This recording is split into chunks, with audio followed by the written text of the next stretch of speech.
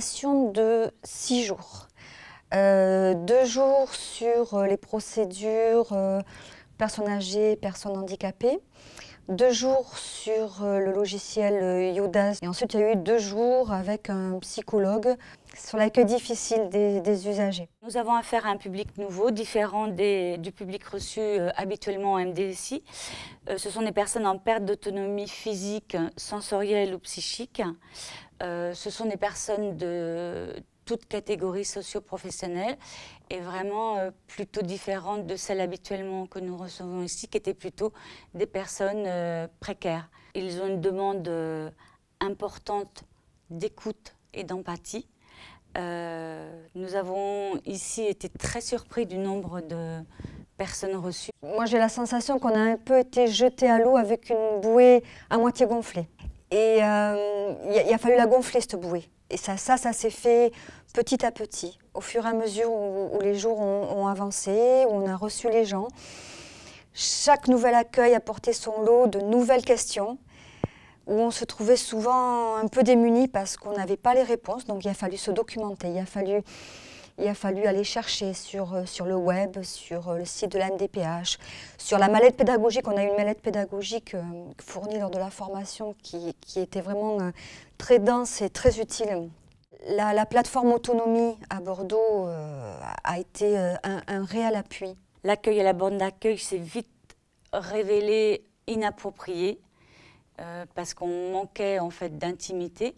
Donc nous avons très rapidement créé un accueil en fait un petit peu privilégié et de plus avec l'appui de notre responsable administration logistique et avec l'appui également de notre directrice de pôle, nous avons décidé de créer des permanences d'accueil pour les cas un peu plus complexes, un peu plus compliqués, qui demandent une attention particulière. Il a fallu qu'on se forme, mais au quotidien, vraiment, qu'on aille chercher les outils, qu'on aille chercher les réponses. Ça a été vraiment un énorme investissement. Ensuite, c'est un accueil en fonction du nombre de personnes que l'on reçoit par jour qui peut s'avérer extrêmement énergivore. On donne beaucoup d'énergie. Et il y a un troisième point qui est celui qui demande une grande maîtrise sur le plan émotionnel, parce qu'on a des situations, effectivement, on reçoit des personnes qui sont dans des situations vraiment critiques, et ça peut effectivement nous affecter, on a besoin de prendre du recul.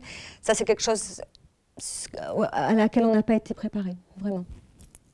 Alors en fait, déjà au bout d'1 mois de pratique, une des pistes qui nous permettrait d'améliorer notre travail serait de participer à des groupes de parole et d'analyse de pratique, tout en tenant compte de leur handicap et en essayant de les aider au mieux par rapport à leur dossier.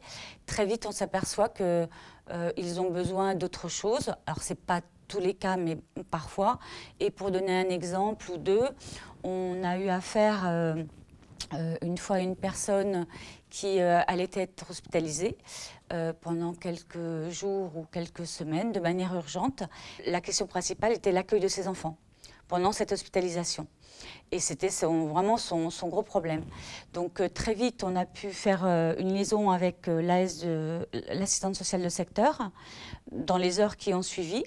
Cette assistante sociale va pouvoir en fait envisager et travailler avec cette dame des solutions d'accueil provisoires pour ses enfants. Et cette dame est partie du pôle en partie rassurée par ce dispositif plus global. Oui, on prend beaucoup de temps, on donne énormément d'énergie et que quand les gens quittent le pôle en nous disant merci avec le sourire, pour nous c'est la plus belle des récompenses. On se dit, bah voilà, ça y est, on a réussi.